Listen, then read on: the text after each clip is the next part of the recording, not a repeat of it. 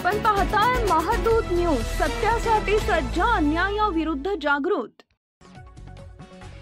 तिलारीत आढळलेल्या कारचे साळिस्तेमध्ये आढळलेल्या मृतदेहाशी कनेक्शन, खून झाल्याचा संशय, मृतदेह बेंगलोर येथील तरुणाचा, कणकवली पोलिसांचा तपास सुरू।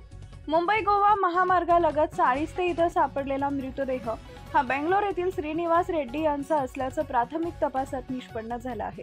तसेच तिलारी इथं दरीत रक्तानं माखलेली कार देखील रेड्डी यांच्याच मालकीची असल्याचं समोर येत आहे। याबाबत नेमकी माहिती पोलिसांकडून देण्यात आलेली नाही।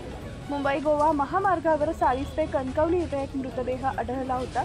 त्याच दिवशी तिलारीतील दरीत रक्तानं माखलेली कार आढळून आली होती। या दोन्ही घटनांचा समांतर तपास पोलिसांकडून सुरू होता।